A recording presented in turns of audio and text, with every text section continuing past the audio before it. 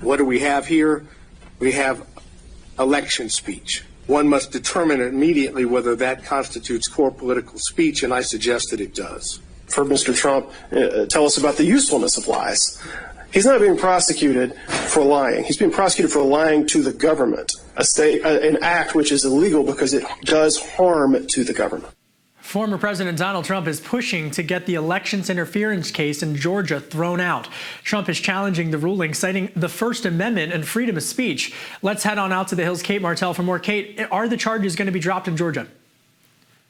No, Kevin, they're not going to be dropped. This is one of the legal stops that I think that Trump's lawyers are going to make, and it's a pretty understandable case that they're making. But we've already seen at least two of Trump's co-defendants make the similar argument, and their charges were not thrown out. The best chance that Trump had to have these charges thrown out were when, the debacle over the district attorney, Fani Willis. She was not removed from the case, but that was his best chance, because had she been removed, they would have had to replace the prosecutor, and the next prosecutor might have had a different outcome on these charges. But this case is definitely moving forward from everything that I'm hearing. But what's interesting about Georgia is that when you look at the Decision Desk HQ polling numbers, Trump has actually grown his lead in Georgia. Meanwhile, Biden has narrowed the gap and is even leading in some of the other swing states. So what gives? What is it with this dynamic? Yeah, that's fascinating, because you think of all these headlines that are happening, particularly in Georgia. That's telling me that Georgia voters are not irked by the pending legal case that's happening in their state over election interference. Now, I think more broadly that you're mentioning that, it looks better for Biden in some of these swing states, that, basically you step back from all of this, and in all four pending criminal cases that Trump has had right now, there's been a lot of headlines over whether or not Trump could make his bond, whether over the hush money case, over the New York civil fraud trial. All of these add up into not painting a great picture for former President Trump. So it doesn't surprise me. There's normal ebbs and flows for polling, particularly in some of these swing states. But if you're looking at the voters that would be swinging between Trump and Biden, I don't expect these to be Trump's base, who would be ride or die for him no matter what's happening for these cases. So when you have a lot of headlines like this, it doesn't surprise me that, at least in the short term, we see some of the polling turn around and not look as great for Trump in some of these swing states. All right, we talked about the courtroom, we talked about the campaign trail. Now let's talk about the cash, because Trump is selling Bibles. Biden, meanwhile, is campaigning at Radio City Hall with Stephen Colbert and former presidents Bill Clinton and Barack Obama. I read somewhere that fundraiser is going to net something like $25 million for the Democrats, just that one thing alone. I mean, clearly they're trying to project unity. Is it going to work? It could work. We were talking about the fundraising numbers earlier, and Biden has so much cash on hand compared to Trump. It's, as of February, $155 million cash on hand, while Trump has about $37 million.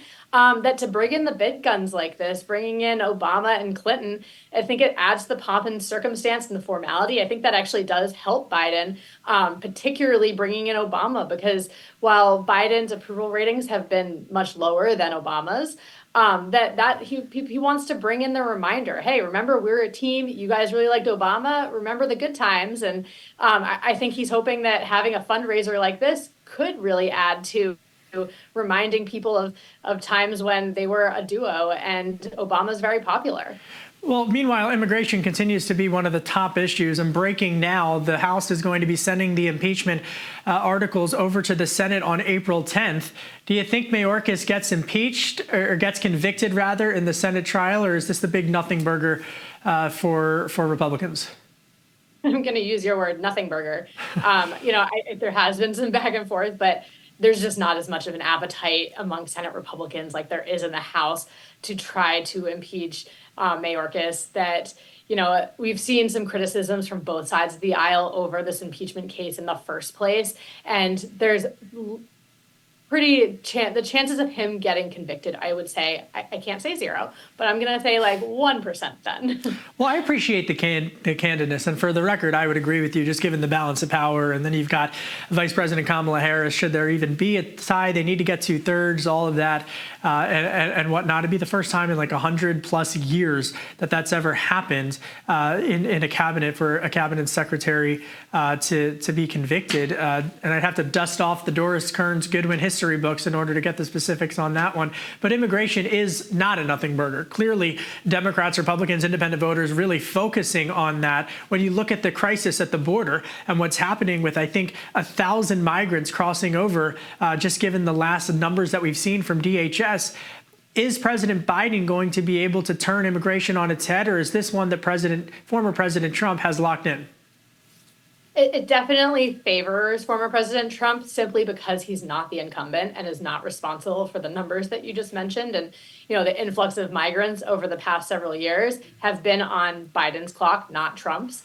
That being said, I think the fact that, a few weeks ago, Trump and Biden were both on the border on the same day, they both realized how big of an issue this is with Americans. Nearly every poll that you see about what issues really affect Americans and they're most concerned about, it's always the economy and the border. And when it comes to the border, that has been Trump's secret sauce since 2016 that's really rallied a lot of his supporters and his base, that has always really, I think, benefited Trump. That being said, I think the Biden campaign is now trying to lean into some of the issues that are going on at the border and acknowledge that they have work to do. And I think that hopefully they're hoping over the next few months they can turn it around. But I think the cards are already in Trump's favor simply for not being the incumbent at 1600 Pennsylvania Avenue. Well, Kate, one of the groups that's really looked at immigration specifically and whether or not there would be a bipartisan path forward is No Labels. And so they've advocated for a so-called unity ticket, and they've essentially said that issues like immigration, they want to be able to forge a path forward. But then you've got Chris Christie just coming out and saying that he is not going to be on the ticket. So how many politicians are left for No Labels that they could run, both politically and then I guess folks who aren't in politics and maybe are in the private sector? There might be people in the private sector, Kevin, but, we keep talking about all of these politicians who said they will not be involved with the No Labels bipartisan ticket. We're kind of running out of these high profile politicians who could be involved. And I think that's honestly because, well, a lot of, I think, politicians recognize that in theory, there is an appetite for a unity ticket to involve both a Democrat and a Republican. But when you look at the practicality of it, they haven't been raising it. They'd have to start from the ground up in fundraising. They'd have to work to get in all these ballots that have a whole host of issues that, the chances of them actually winning the White House are so low that I think that they're making the calculation, as Chris Christie did. A lot of these politicians realize that there's not really a viable path forward. So we're running out of these major politicians' names. There might be names that aren't, people that there's a lot of familiarity with among Americans. But, Chris Christie was one of the last big names that might have been interested. Switching gears for a second, this whole issue of funding for foreign aid on Capitol Hill, definitely something that's going to be coming up once the House gets back from their recess. I know we've been talking offline about MTG trying to get rid of House Speaker Mike Johnson, but Democrats arguably want to protect Johnson, who's a Republican, obviously, because they want to save him from this conservative coup. And that might be the only way that they can get funding for Ukraine. I mean, is that really the only viable path forward for Democrats to protect Speaker Johnson in order to get funding for Ukraine? Yeah, isn't that ironic that just 5 months ago when Kevin McCarthy was ousted as Speaker and Republicans kept putting up names that Speaker Johnson was supposed to be a conservative friend, somebody that would listen to the far right flank of the party and listen to their issues and what they want in government funding and everything. And now you step back from this, and I do think the best way forward on Ukraine bill is for Johnson to work with Democrats. And Democrats recognize that if you go back to the table and find a new speaker because Marjorie Taylor Greene finds a way, gets enough votes together to be able to oust Johnson, they're starting from the ground up. And in the past 5 months and all of the issues that we've been covering on Capitol Hill, Speaker Johnson has very much been negotiating with Democrats. So if you're looking at the track record he's given over the past 5 months, yeah, I'm not surprised that Democrats are saying that's probably our best path forward in trying to get any aid to Ukraine at this point. What's going on with the Israel-Hamas war? You've got Netanyahu yanking the delegations abroad here in the U.S. You've got this new Gallup poll out there that shows a dip in American support for the Israel-Hamas war. I mean, Biden, what can Biden do on this front if Netanyahu's not going to listen to him, and Netanyahu just kind of breaks away from what everyone has been recommending to just try to preserve peace, but also to get rid of the Hamas terrorists?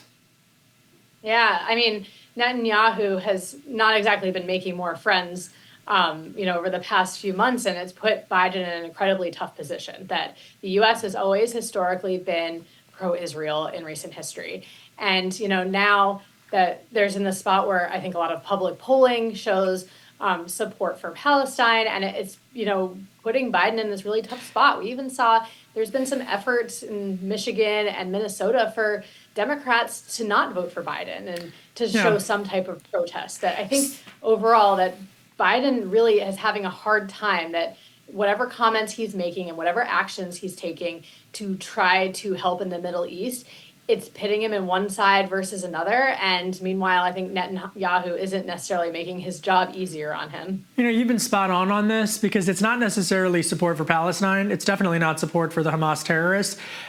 It's just opposition to the war in general. And this war is ugly. This war is brutal. This war has caused a significant amount of lives lost. Do you think it's that there's a decrease in support for Israel? I don't see that reflected in any of my reporting. But do you think it's more just the public doesn't want war in general? Yeah, I think it's the public doesn't want war. Yeah. And as we've been moving further away from the October 7th attacks, that we've been hearing these gruesome stories, these really sad images out of Gaza over the past few months, that those are, I think, front and center. And the further that we move from October 7th, now you're seeing civilians involved and having a hard time getting aid to Gaza. And you're hearing that people are hungry over there, that people just don't want war. And the further that we've been moving away from the deadly terrorist attack on October 7th, that I think that these newish images are fresher on people's minds than that attack was in October. Switching gears from the federal authority perspective, Sean Combs, he goes by Diddy. He's been lashing out at federal authorities, including the FBI. This case has really gripped the national attention as we've seen those raids on his properties, specifically looking into sexual misconduct, a sexual misconduct ring. There's been some high-profile music executives who have been named in some of these court documents that have been filed. Diddy is forcefully pushing back, denying any wrongdoing. 50 Cent weighing in on social media. It's really turned the hip-hop community, the music industry on its head, has it not? Absolutely. And, his lawyers actually recall it. The raids from the earlier this week, his lawyers have really been pushing back on those, calling it an ambush that has never happened before. And it's just been this major story that has really been gripping Americans because Diddy is somebody that everybody knows. And, the implications of this story, that the more this investigation keeps going on, that with all the twists and turns, that I think it's just been, gripping Americans as they're watching this. And he has been vehemently denying all of the allegations.